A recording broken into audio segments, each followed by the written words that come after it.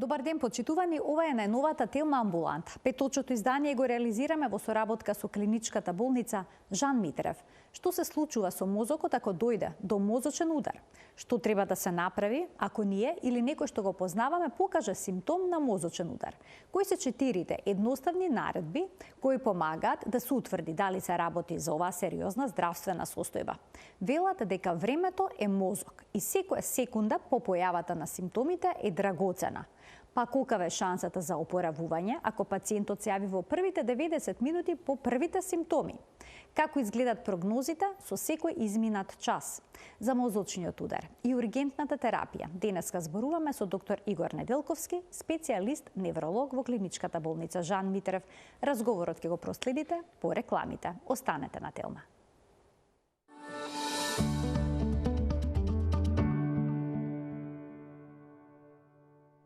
За симптомите на мозочниот удар и ургентната терапија денеска разговараме со доктор Игор Неделковски, специјалист по неврологија во клиничката болница Жан Митрев. Докторе, добар ден. Добар ден, ви благодарам за поканата. Добре ни дојдовте во студиото на Телма. Можете ли да ни кажете што знаеме засега за мозокот? За каков орган се работи, се менува ли во текот на животот, се создаваат ли нови нервни клетки? Така, значи мозокот представува едно ремек дело на нашата природа, преку кој се регулираат сите телесни и ментални функции, мозокот го контролира мисловниот процес, емоциите, гладот, дишењето. Мозокот всушност е еден сложен орган, по својата природа не е мускул, изграден од нервни клетки, крвни садови, глијални клетки, меѓутоа и покрај тоа што не е мускул, јас би рекол дека мозокот треба да се тренира со когнитивни тестови, например, решавање на различни когнитивни тестови како квизови, судоку, исто така работењето во градина, спортот, сето тоа допринесува да се забави, нели, невродегенеративниот процес, затоа што мозокот, нели, со текот на годините почнува тој невродегенеративен процес, по 35-та година од животот негде се смета дека почнува тој невродегенеративен процес и ние со помош на овие задачи или тестови можеме да го успориме тој процес. Исто така, нели, мозокот од секогаш како сложен орган предизвикувал голем интерес, јавен интерес и исто научен интерес да се истражува работата на мозокот. Нели, има некои податоци и студии кои ја анализираат и влијанието на класичната музика на мозокот. Велат кој слуша класична музика, тој е попаметен. Така.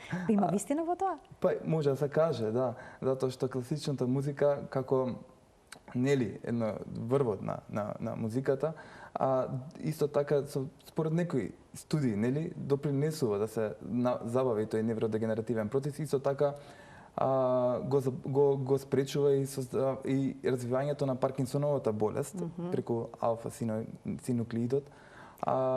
Некогаш трудниците пуштаат класична музика, велат за добро да се развие мозокот на си уште нероденото бебе. Точно така. Значи, зошто да не? Зошто да не, да. Класичната музика, нели, исто така и учењето нови јазици, нели, исто така помага во тој процес на тренирање на мозокот, затоа што нели е докажано дека кај луѓето што говорат повеќе јазици, исто така се забавува тој процес на невродегенерација. Повеќето од нас се користат десната рака, но некои се левучари. Така. Значи ли дека користиме во тој случај различни сфери од мозокот? По принцип, за нас невролозите нели е важно тоа да нели при невролошкиот статус го прашуваме пациентот дали е левичар или десничар, затоа што кај левичарите, например, доминантната хемисфера за говорот, например, е десната. И обратно, кај тие што пишуваат, што работат со десната рака, е левата хемисфера, доминантната хемисфера за говор. И во тој аспект, примерно, ако пациентот нели има пречки во говорот, како моторна афазија или во разбирањето, сензорна афазија, можеме да, според клиниката, веќе да се ориентираме во кој дел на мозокот имаме проблем, тоест во кој дел на мозокот нели настапил, дали било тоа инфаркт, крварење или некој друг процес. Да. Веќе споменавте дека мозокот е многу важен орган во нашиот организам и што се случува со него кога ќе дојде до мозочен удар? Значи, мозочниот удар е, некој нели го вика строк, некој инсулт, ја го викам инфаркт, мозочен инфаркт, затоа што не се разликува по самиот процес од миокардниот или срцевиот инфаркт, а за време на мозочниот инфаркт или удар, инсулт, настапува нели до мозочен удар доаѓа кога се запушува еден крвен сад кој го снабдува мозокот, тој дел на мозокот со крв. Збориме сега за исхемичниот, нели може да бидат исхемични или хеморагични. Конкретно за исхемичните, кога настапува поради некој коагулум се запушува тој крвен сад и не се храни тоа ткиво на мозокот со кислород и глукоза. И во тој момент, после некаде околу 3 минути, настапува клеточна смрт. Во една минута, според студиите, умираат околу 2 милиона клетки. А затоа е многу важно навремената интервенција при мозочниот удар, затоа што мозочниот удар е една животозастрашувачка, како што реков, акутна ситуација и Македонија, нашата држава, не се разликува од другите европски или развиени, поразвиени земји и кај нас представува еден од главните причини за смрт после кардиолошките и онколошките заболувања, доаѓаат мозочните удари или инсулти и е многу важно навремената интервенција при мозочниот удар, затоа што, како што рековте, времето е мозок. Времето е мозок, така. Едно од 4 лица по 25-та година ќе доживее мозочен удар во текот на животот. Па кој се спаѓа во оваа ризична категорија? Во оваа ризична категорија, нели, сега спаѓаат луѓето кои што ги имаат ризичните фактори, што ги поседуваат веќе ризичните фактори за мозочните удари. Тоа се, нели, веќе сите многу ги знаеме, многу е зборено на таа тема, како крвниот притисок, како еден од главните причини, нели, артериската хипертонија за настапување на мозочен инсулт, потоа срцевата аритмија или атриална фибрилација, која што се јавува, нели, со текот на годините, со зголемување на возраста, се зголемува и процентот од населението кои имаат срцева аритмија, диабетес или шекерната болест, хиперлипидемијата, зголемувањето количество на масти во крвта, алкохолот, пушењето исто така го зголемува, алкохолот, како што реков, зголемената телесна тежина, понатаму се смета, нели, во поново време дека и депресијата допринесува до настапување на мозочни удари. Кај жените посебно, пошто повеќе се изложени на мигрена, исто така и мигрената е еден од факторите за кој што може да предизвика мозочен инсулт. Тие категории претежно спаѓаат. И сега, според некои проучувања, нели, црната и жолтата раса имаат надлежат на мозочни инсулти. Кој подложен? Црната и жолтата раса. Да. Во споредба со белата? Со белата раса. Интересен податок. Исто така, според некои податоци, нели, жените, до сега се мислеше за мажите, меѓутоа жените, нели, се подложени на мозочни удари.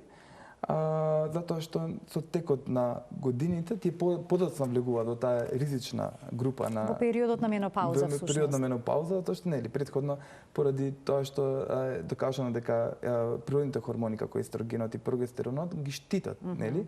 И во време на менопаузата доаѓаат до тој ризичен во таа ризична група и по принцип жените имаат по-тешки последици, да се каже, нели, со поголема симптоматика ги прележуваат мозочните удари во споредба со мажите. Исто така и користењето на контрацептиви, нели, како хормонска терапија, еден од факторите, затоа што е зголемува, имаат тенденцијата за образување на тромби, и исто така еден од факторите што допринесува. Па и бременоста е период кога може да се јават вакви проблеми. И бременоста, затоа што, нели, за време на бременоста повеќето жени развиваат хипертонија и докажано е дека жените кои што развиваат хипертонија за време на бременост имаат 5 пати поголем ризик за добивање на мозочни инсулти. Докторе, постои ли некаква корелација помеѓу мозочните удари и вирусните инфекции, како што, например, грипот? Да, затоа што примерно кога имаме инфекција, се зголемуваат не само параметрите за инфекција како CRP и другите инфламаторни параметри, туку имаме зголемена тенденција за згручување или засирување на крвта. И точно таа причина може да се јави и мозочен удар, нели, да се образува коагулум или тромб.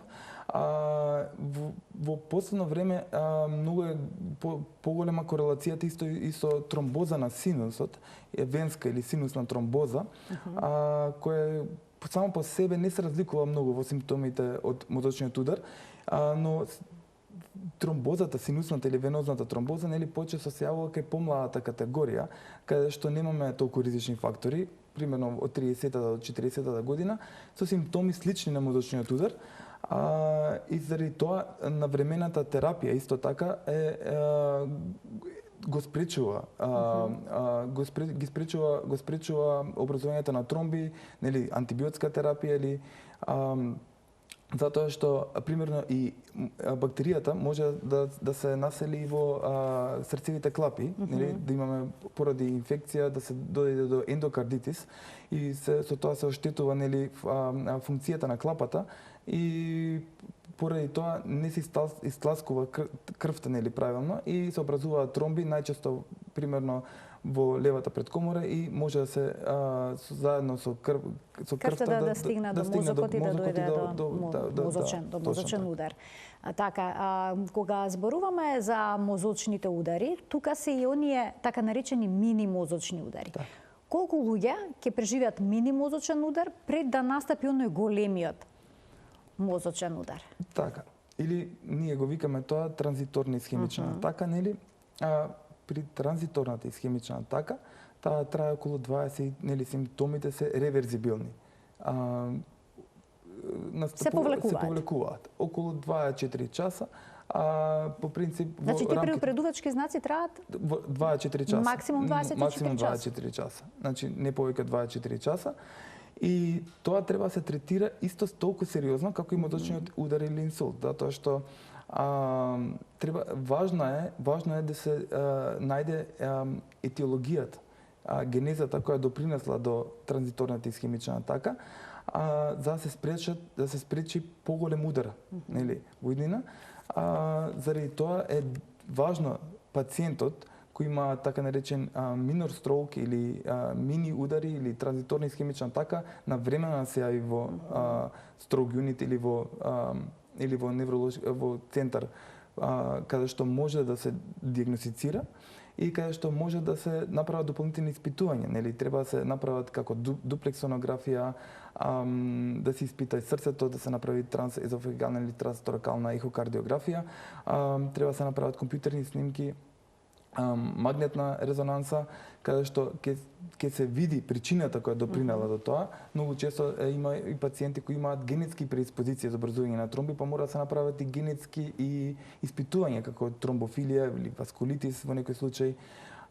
Така, токму затоа и стручните лица од Харвард не се согласуваат сосема со оваа терминологија мини мозочен удар за волку сериозна состојба, бидејќи по повлекувањето на симптомите, искуствата говорат дека луѓето го одложуваат прегледот и не ја сваќаат премногу сериозна оваа промена што ја доживеале.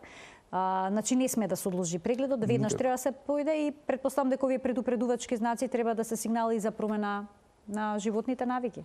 Точно. Ние многу често, нели, се употребува фразата дека профилаксата е најдобрата терапија, меѓутоа при мозочниот удар е точно така, профилаксата е најдобрата терапија, затоа треба да се води здрав начин на живот и колку што можно да се намалат кардиоваскуларните фактори. Понекогаш и да немаме кардиоваскуларни фактори може да дојде, нели, до мозочни инсулти, особено во помладата возраст. Имаме јувенилни причини за настапување на мозочни удари, како например некогаш правиме некое спонтано ненајдено движење со вратот, поради што може да се доведе да дојде до нагло вртење. Точно нагло вртење, при што може да доведе до дисекција на крвен сад, каде што е нарушена или интимата на крвниот сад и може да доведе до образување на тромб. И до мозочен удар. Затоа и како што реков, не секогаш кардиоваскуларните фактори се главната причина, да, може да има и други причини.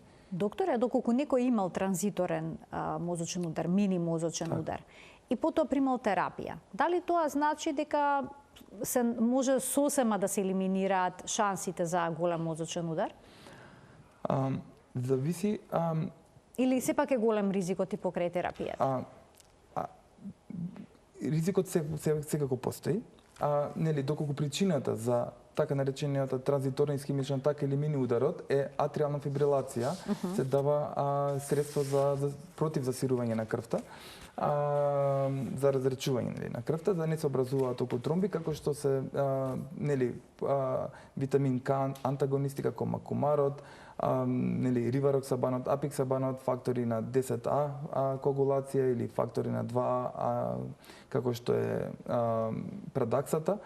Меѓутоа тие го спречуваат за 70%, нели?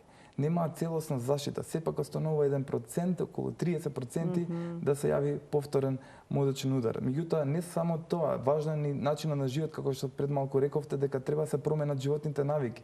Живееме во едно брзо време, сите негде брзаме, живееме под голем стрес и едноставно треба ги промениме животните навики, да се прекине конзумацијата на никотин, ако веќе станува збор за пушач, да не се конзумира алкохол, да се намали телесната тежина, да се спортува и така натаму. Кои се основните симптоми кога станува збор за мозочниот удар? Основните симптоми може да варираат, меѓутоа нели најчесто имаме може да имаме искривување на устата, нели ние викаме фацијална пареза, централна. Тука може да се разликува периферна фацијална пареза од централна фацијална пареза, нели? Не секој искривување на устата значи мозочен удар, затоа што некогаш примерно имаме поради вирусна инфекција или поради некоја друга причина, може да имаме искривување на устата, меѓутоа тогаш е зафатена и мускулатурата на челото и немаме можност челото да се збрчка. И примерно при централната фацијална пареза, тоест кај ударот, не е зафатена мускулатурата на челото, за разлика од значи тоа е еден од симптомите за да се направи дистинкција. Так, од периферната, нели? Понатаму,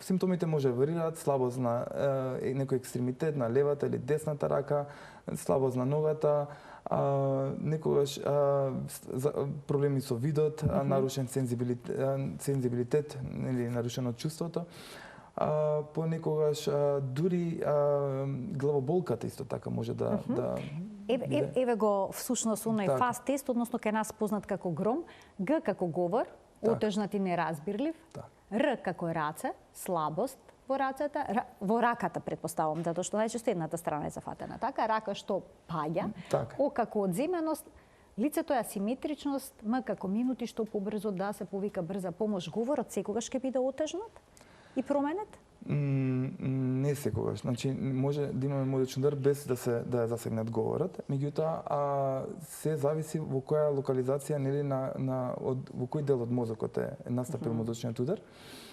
И примерно ако е зафатен центарот за говор, например ако пациентот е левучар, нели десничар најчесто, десничар, тогаш левата хемисфера, како што рековме во почетокот на емисијата, е главната хемисфера која таму се наоѓа центарот за говор. И тогаш е нарушен говорот. Меѓутоа може да имаме, нели, моторична фаза кога пациентот знае што сака да каже, меѓутоа не му доаѓаат зборовите. Имаме сензорна фаза кога имаме проблем во разбирањето. Примерно му покажуваме еден предмет на пациентот, тој кажува сосем друго, примерно, не знам, за телефон вика звонче или слично. И тогаш имаме така наречена сензорна афазија. Но не секогаш треба да биде зафатен говорот, некогаш, како што реков, може да биде само раката или само ногата. Доколку е ногата, нели, ние невролозите знаеме дека треба да се ориентираме дека во кој дел на мозокот, тогаш во областа на артерија антериор, на пример, во мозокот или во фронталната специфичен дел. начин некоја област на мозокот настана проблемот. Да. Според клиниката можеме веќе да имаме информација, нели, во кој дел на мозокот може да биде проблемот, но најчесто е контралатерално, тоест ако е зафатена десната страна од телото, нели, левата, проблемот е во левата хемисфера. Најважно е во тој момент, нели, роднините на пациентот, доколку пациентот не е во можност сам, нели, има потешка клинична слика и не е во можност сам да алармира брзата помош, навремено да се реагира, како што рековте, времето е мозок, и навремено се донесе пациентот во строг юнит центар или во невролошки центар, каде што може му се обезбеди соодветна терапија.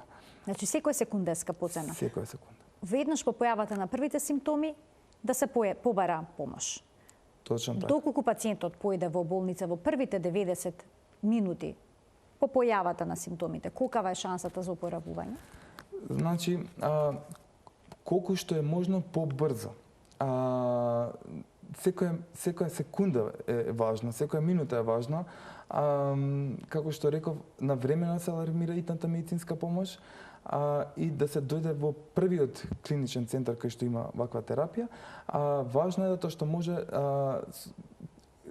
ова би го објаснил сликовито, исто како болидот во формула кога иде во пит стоп, нели? И тука има цел тим кој што го чека болидот и работи на тоа што побрзо, нели, болидот излезе од пит стопот, така исто и во неврологијата. Значи, треба да се алармира, екипата на итната медицинска помош треба да алармира, ние треба го чекаме пациентот, знаеме дека има невролошка симптоматика и треба да се реагира што е можно најбрзо, затоа што секоја секунда е важна и може да се даде така наречената тромболитична терапија, нели, доколку сме во можност да ја дадеме оваа терапија, затоа што во рамките на 4,5 часа од почетокот на симптомите е само возможно да се приложи оваа терапија.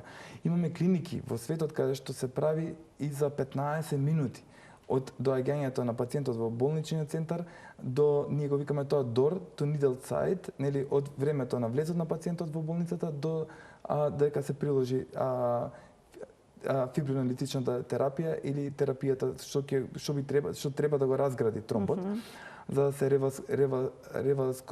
реваскуларизира или да се направи, да се обнови крвопротокот на мозокот. Значи, за да се разбие тромбот кој што го блокирал крвниот сад и да може да се врати крвотокот да се реканализира крвниот сад. И за тоа е многу важно да се дојде навремено. И не секогаш, ние прво правиме одма лабораториска анализа, затоа што многу е важно за нас да видиме, пошто некојаш пациентот или роднините викаат, многу информацијата на роднините во тој процес е многу важна, тоа што некојаш роднините викаат да зима некои лекарства или витамини, меѓутоа тоа е антикоагулантна терапија уствари, во всушност, и затоа е многу важно да се донесат лекарствата кои ги зима пациентот, да се дадат на екипата на медицинска помош. Тоа значи не секој може да ја прими оваа терапија, лицата кои што примаат терапија за разредување на крвта се кандидати за разложување на овој тромб? Кај не хеморагичен, туку исхемичен. Така, исхемичниот. Значи, оваа терапија може да се приложи, не може да се приложи кај пациентите што примаат антикоагулантна терапија како макумар или фемпрокумон. Во некои случаеви може да се приложи ако имаме примерно ИНР или времето на засирување на крвта е под 1,7.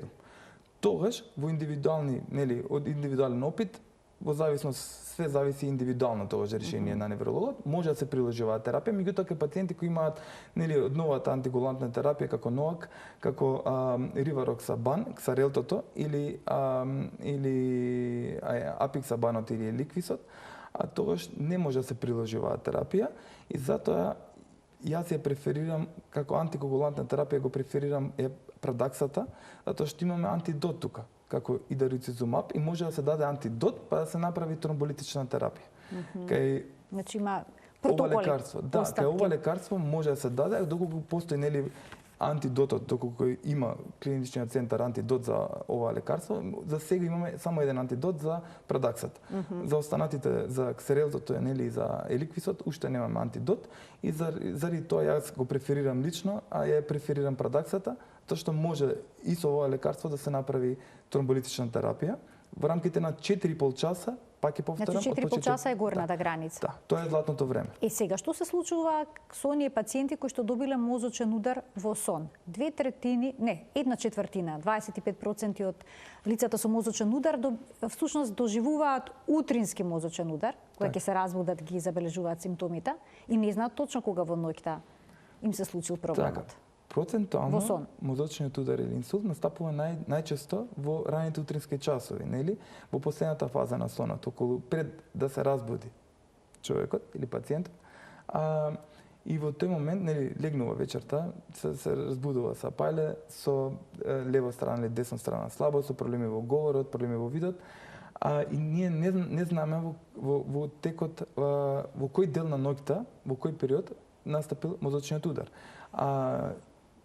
Тогаш е исто многу важно на време се дојде во клиничниот центар, во Строг Юнитот, поради фактот што со помош на, нели, ние во нашата клиника имаме таква можност да направиме одма магнетна резонанса, каде што со магнетната резонанса можеме да докажеме затоа што имаме со така наречен мисмач помеѓу две секвенции во магнетната резонанса, така наречената DVI флеер, каде што во почетокот во DVI секвенцата во магнетната резонанса може да се докаже, нели, да се види мозочниот инфаркт или удар, додека во флеер секвенцата не се гледа. Во флеер секвенцата се гледа после, да речеме, 6 часа. Што значи дека доколку во флеер секвенцата ние не го видиме мозочниот удар, а во DVI го видиме, тогаш ние можеме да ја приложиме таа тромболитична терапија. Ние сме во рамките на тие 4,5 часа, меѓутоа, како до сега рековме 4,5 часа, така според некои студии ние може да се приложи и до 9 часа при така наречената wake-up stroke, нели, кога пациентот станува, се буди наутро со симптоми. Тогаш ние ја нарекуваме таа симптоматика wake-up stroke и тогаш може да имаме продолжен временски прозорец за приложување на оваа терапија до 9 часа, за разлика од, нели, златното време што до сега го зборевме 4,5 часа докога настапи во текот на денот. Wake-up stroke рековте. Значи тој е утрински удар, така? Точно така, да. Какви симптоми се јавуваат кај пациентите во тој случај? По принцип, истите симптоми не се разликуваат од симптомите на мозочниот удар или инсулт кој ги настапува во текот на денот. Симптомите се исти, како што ги рековме до сега, нели? Да. А јасно ли е зошто толку често се јавуваат овие утрински мозочни удари? Па до сега не е до тој степен изјаснато, меѓутоа како што реков во последната фаза на сонот, најчесто се јавуваат овие удари. Тогаш имаме тогаш најчесто се јавува изголемен крвен притисок во текот на ноќта. И најчесто овој удар е пропратен со зголемен крвен притисок. Исто така крвниот притисок е многу важен, затоа што вие рековте дали кај секој пациент може да се прави тромболитична терапија, не само кај тие пациенти што имаат антикоагулантна терапија, туку и кај пациентите кога крвниот притисок е над 180, не може да се приложи одма таа тромболитична терапија, туку мора да се почека или со помош на други лекарства, нели, антихипертензиви да се симне најнапред, затоа што мора да имаме притисок под 180 систоличен притисок, тоест високиот притисок да е под 180, за да може да приложиме оваа терапија. Во спротивен случај, опасноста да искрвари пациентот е доста голема. Во денешната емисија гледачите ќе може да комуницираат со нас преку страницата на Facebook, таму ќе може да ги пратат прашањата, ние ќе направиме селекција и ќе бидат секако одговорени оние што се најрелевантни. Ние продолжуваме понатаму покрај овој начин на отстранување на тромбот кој што предизвикал блокирање на крвниот сад. Постои уште една можност, а тоа е механичко отстранување на тромбот.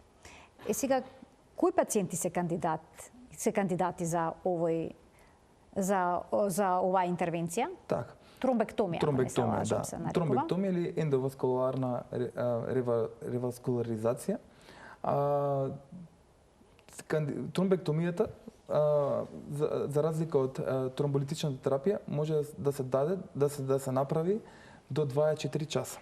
Меѓутоа, исто како и тромболитичната терапија, што побрзо, толку подобро. По принцип, најдобро е да се приложат двете терапии. Затоа што едната и другата не значи како приложиме тромболитична терапија, не треба да се направи тромбектомијата. Значи, најдобро е за пациентот да се направат двете терапии, доколку нели е потребно. Затоа за тромбектомијата се прави кај пациенти каде што имаме запушување на крвниот сад, тоест не настапила спонтана реваскуларизација и мора да се приложи тромбектомија. По принцип временски зависна е и оваа интервенција? И оваа интервенција временски зависна, меѓутоа порано се сметаше нели до 6 часа, па до 8 часа, според најновите студии до 24 часа може да се направи оваа терапија. Оваа терапија е многу важна затоа што по принцип кај млади пациенти кога имаме нели во почетокот на крвниот сад, да речеме има еден сегмент на артерија церебри медија нели во главата, може да се приложи, примерно ако е дистално тромбот сега, не може, но меѓутоа треба корелација помеѓу неврологот и радиологот, неврорадиологот. Оваа терапија се посебно е важна затоа што нели мозокот е така изграден со крвните садови имаат добри колатерали, нели Вилисовиот круг, поради тоа што имаме запушување на еден крвен сад, во некои случаи преку колатералите од другата страна може да се снабдува мозокот со крв. Меѓутоа, ако има двете вертебрални артерии, нели се спојуваат во една базиларна артерија која што нема колатерали. Ако имаме тука запушување на крвен сад, е многу животозастрашувачка ситуација, каде што мора да се реагира и мора да се направи таа тромбектомија, затоа што немаме друг избор. И затоа, посебно во овој случај, е многу важно да се направи тромбектомијата. Како се изведува? Дали пациентот е под анестезија или пак е буден? Пациентот по принцип не мора да биде под анестезија, меѓутоа во најчесто нели кога имаме мозочен удар, пациентот е агитиран, тоест е немирен, ги движи рацете или нозете, агитира и поради тоа е подобро да се изврши под анестезија, заради тоа што со тоа би се спречило нели можноста да се направи руптура на некој крвен сад, повреда на крвен сад и со тоа да се доведе до последици. Оваа процедура трае некаде околу 60 до 90 минути. Се зависи индивидуално, пак ќе речем. Се зависи индивидуално, меѓутоа трае околу 60 до 90 минути. И тоа е многу важно да се направи. И двете терапии е важно што побрзо да се направат. Затоа е многу битно да имаме добра логистика. Нели поразвиените европски држави имаат воведено како Германија, например, така наречена и вена система, каде што се алармира екипата на итната медицинска помош алармира уште во домот нели на пациентот, се јавува преку компјутерски дека имам пациент со лева страна или десна страна слабост и екипата на медицинската помош го чека пациентот подготвена. Целата екипата е подготвена од медицинскиот персонал, од сестрите до лекарите и до колегите од радиологија и се ослободува нели апаратурата за компјутерна томографија во зависност од тоа дали ќе се прави компјутерна томографија со ангиографија или магнетна резонанса. И како што реков, сите заеднички работат на тој процес. За жал кај нас таа логистика уште не е до толку развиена и најчесто пациентите доаѓаат, се явуваат кај нас многу покасно, после 4,5 часа или во текот на наредниот ден. Затоа е важно да се јават навремено. Ја имав пациенти кои прашуваат: докторе, мене ми рекоа дека многу рано сум дошла, многу рано сме дојдени во болница. Сакам да напоменам дека кај мозочниот удар нема многу рано, има само многу касно. Затоа што многу рано, во првите 24 часа од почетокот на симптомите, во компјутерната томографија е уредна. Тоест не може да се види мозочниот инфаркт. Точно заради тоа ние го приложуваме повеќе во нашата клиника магнетната резонанса, а не компјутерната томографија, затоа што компјутерната томографија е уредна во првите 24 часа, но како што реков, со помош на магнетната резонанса може и да се направи мисмачот може да видиме, да се докаже мозочниот удар. Имаме прашања од гледачи. Еве го првото, кој што го поставува Кристина, вели дали постои некоја нова терапија за регенерирање на нервното ткиво? Нова терапија, постојат повеќе суплементи, нели? Сега најчесто се говори за нуреидот, нели, како една субстанца од која е изградена од 9 состојки кои што на базата на природни минерали, кои што доведува до подобрување на синаптичниот пластицитет на мозокот, тоест како што реков, мозокот за жал според некои студии постои неурогенеза, меѓутоа за жал уште нема така неурогенеза според мене за да се регенерираат клетките. И мозокот работи на тој начин што нели кога ќе се доведе до мозочен удар, нели изумираат нервни клетки и потоа тие нервни клетки, околните нервни клетки, треба се работат ја зголемуваат соработката поинтензивно. Исто тоа би го кажал како кога мало дете нели учи да пишува, да јаде, да вози точак и слично, така би го споредил и тоа и мозокот, нели? На лицата после мозочен удар и затоа е многу важно навремено се почне со рехабилитација. Меѓутоа кога треба да почне рехабилитацијата? Пак е индивидуално, меѓутоа што побрзо толку подобро. Сега ако е хеморагичен мозочен удар, со крварење, ако имаме крварење во мозокот, тогаш се препорачува подоцна да се почне со рехабилитацијата. Затоа што во првите неколку дена се препорачува нели мирување во кревет и ние ги поставуваме пациентите на 30 степени нели така да лежат на перница и да имаат нормоволемија нели со течност и со инфузија, да се контролира многу е важно и крвниот притисок да не биде поголем од во рамките на 140 со 90 да речем.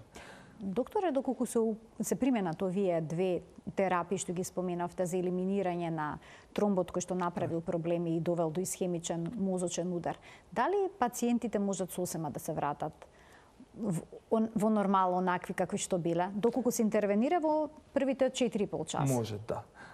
Можат ли по интервенцијата да станат, да речем, од кревет и да си заминат? По принцип, не изгледа така толку едноставно, меѓутоа може да се подобрат симптомите, нели? Со приложувањето на овие две терапии се зголемува процентот на пациентите кои што би биле повторно функционални, нели?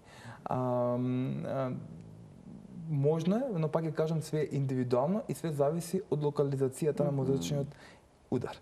Затоа што не значи дека некогаш ние имаме случаи каде што е зафатен многу поголем дел од мозокот од мозочниот удар, меѓутоа пациентот има многу помала клинична слика. А некогаш имаме многу помал мозочен удар, а пациентот има поголема клинична слика, потешка клинична слика. Затоа кажувам, све зависи индивидуално, меѓутоа со приложување на овие две терапии, процентот на пациенти кои се oporavуваат е многу поголем. Значи, клиничката слика не е секогаш во корелација со тежината на мозочниот удар, ако добро ве разберам. Точно така. Не е секогаш во корелација, затоа што, пак ќе кажам, зависи од во кој дел на мозокот настапил, дали било тоа хеморагичниот или исхемичниот инфаркт, удар, затоа што некогаш, примерно, ако настапи во мозочното стебло, нели, може да даде многу потешка клинична слика, поради тоа што таму се наоѓаат некои центри како центар за дишење на вегетативната нервна система, и многу е поголема клиничната слика, или нели, ако имаме сега да речем некој мал удар во капсула интерна, тогаш може пациентот да има плегија на раката, да не може целосно да ја мрда, доколку некогаш ако во кората, нели, или на друг дел на мозокот, може да има проблеми или било со говорот или помала клинична слика, све зависи од локализацијата.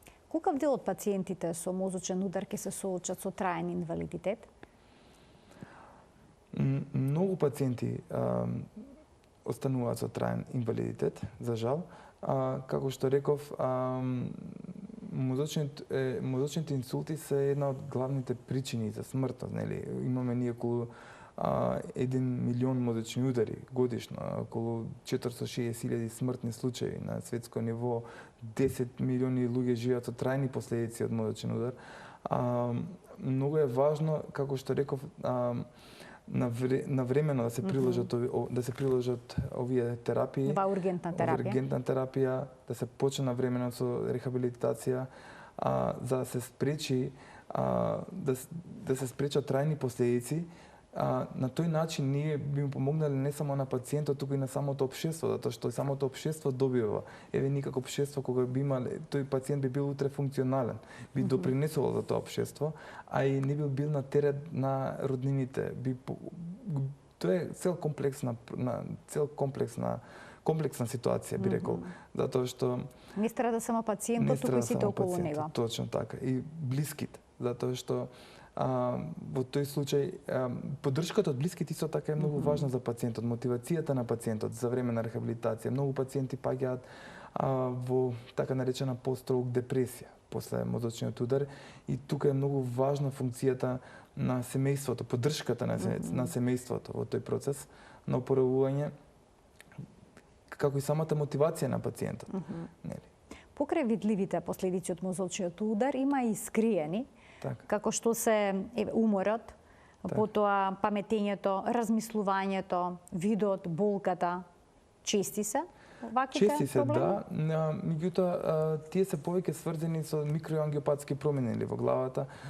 Многу често пациентите ќе дојдат на лекари, ние гледаме лакунарни инфаркти, што не ги забележале, нели пациентот ги многу често и не ги забележува овие симптоми, што викаме ние. Тоа се микроудари? Микроудари, да. Зашто пациентот нели ги прилежува на нога, така да речеме, кои не ги забележува, без да ги забележи овие симптоми. Меѓутоа, затоа е многу важно да се контролираат кардиоваскуларните промени, тоа што нели тие предизвикуваат промени во крвните садови, во еластичноста на крвните садови, хипертензијата ги променува крвните садови и сето тоа доведува до така наречени микроангиопатски промени во главата. Не само тоа, васкуларните промени во главата допринесуваат и до процес на деменција. Васкуларна деменција, која што често се јавува по мозочен удар. Точно така. Затоа е многу важно да се регулираат кардиоваскуларните фактори, да се спречи. Можете да предвидите како пациент ќе се јави ваков вид на деменција? Ваков вид на деменција се јавува нели како што реков, кај луѓе што ги посетуваат ризичните фактори, кога не е контролиран крвниот притисок, кога кај пушачите, кај пациенти со големена телесна тежина, кои што имаат кардиоваскуларни, нели? И најчесто се јавуваат ваков, меѓутоа нечесто се јавува и деменција од мешан тип, не мора да биде само васкуларна, заедно, нели со Алцхајмеровата или слично. Колка е веројатноста за повторен мозочен удар и дали пациентите живеат во постојан страв да не им се повтори истото?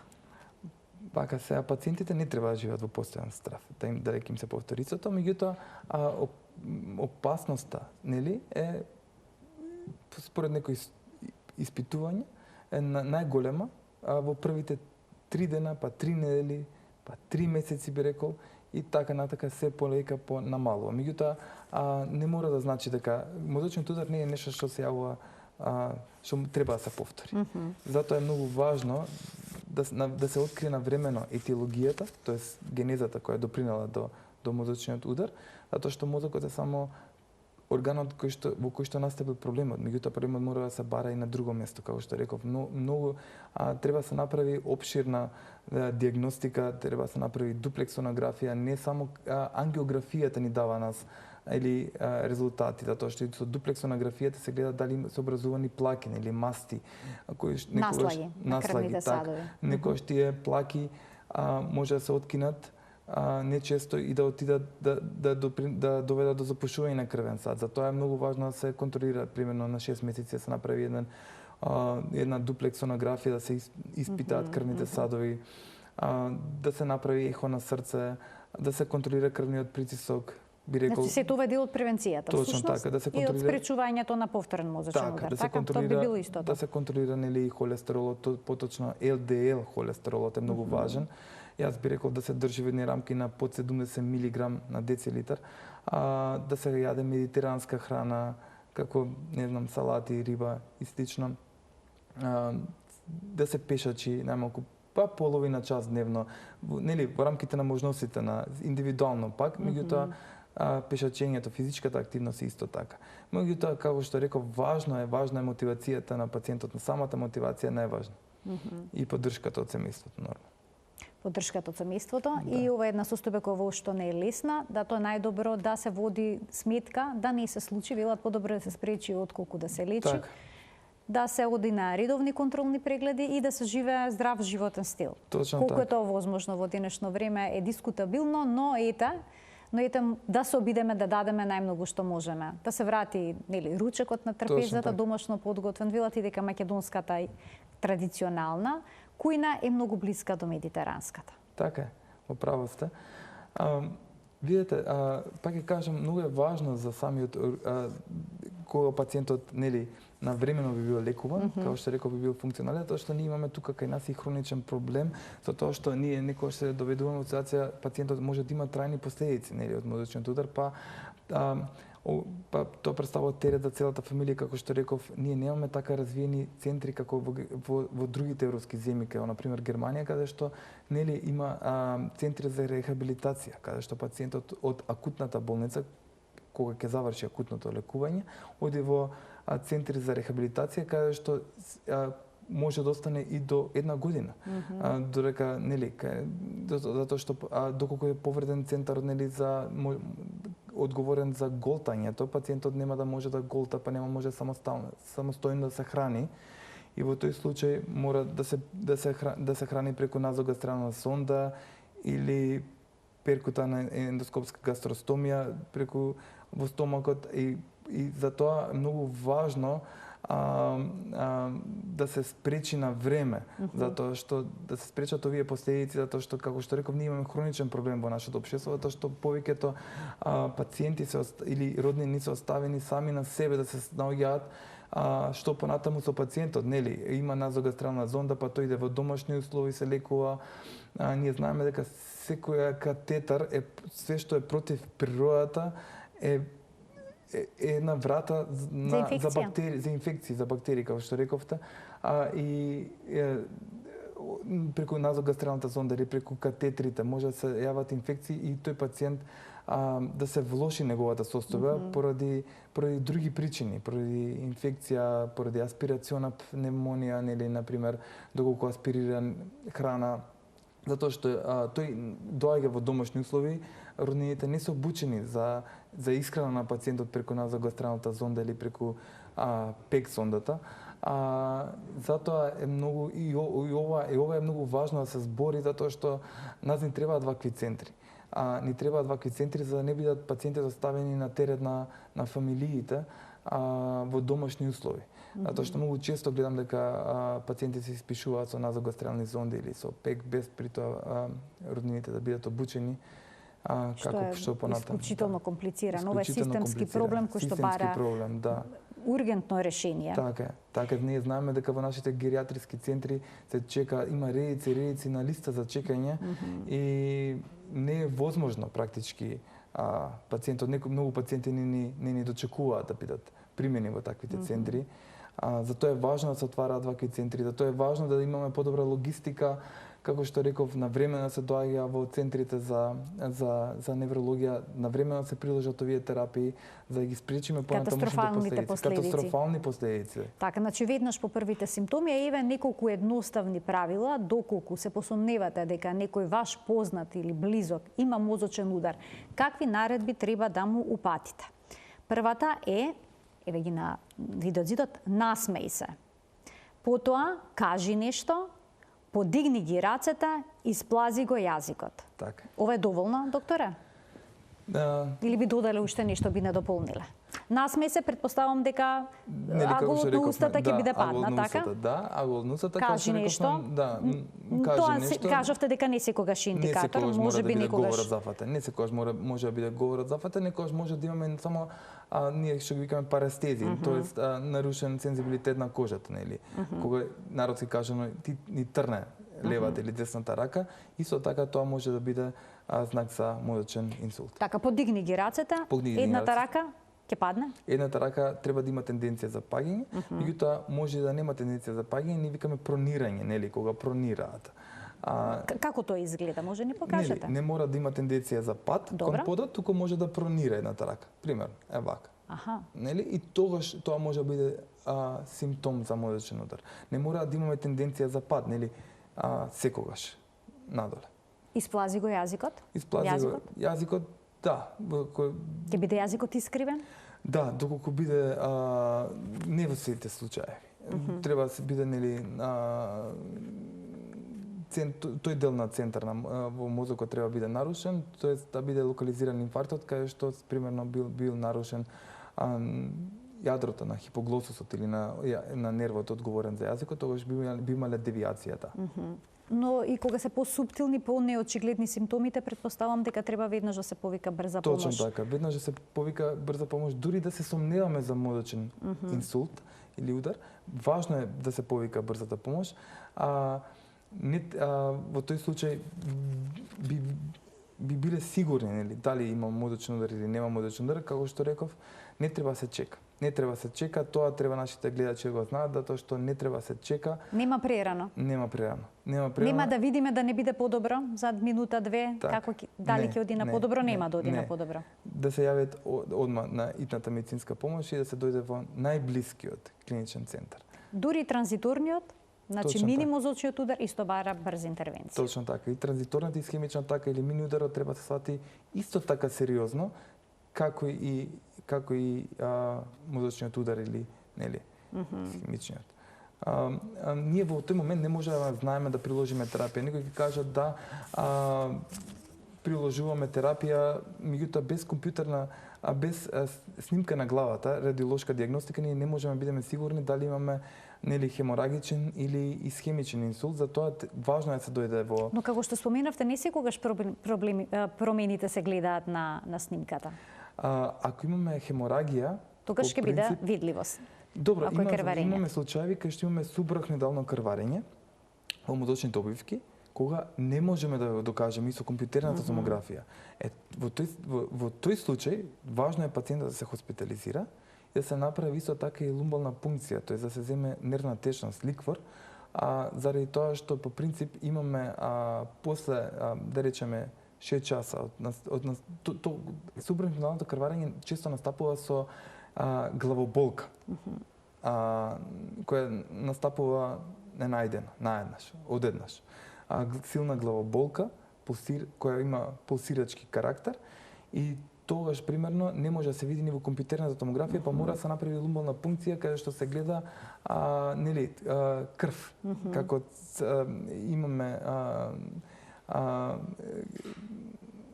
имаме хемосидерин или феритин, се гледа во крвта, се прават 3 проби, нели, се земаат 3 провети и се гледа, нели, тогаш може да се докаже субарахноидалното крварење и без да го имаме претходно докажано и покрај тоа што компјутерната томографија е уредна, да речем.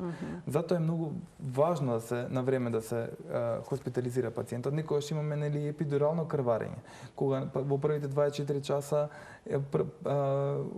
првата компјутерна томографија е уредна, меѓутоа пациентот мора да се хоспитализира, таа е најчесто травматска, поради пат или слично, меѓутоа пациентот треба да се хоспитализира и да се наблюдува клинички.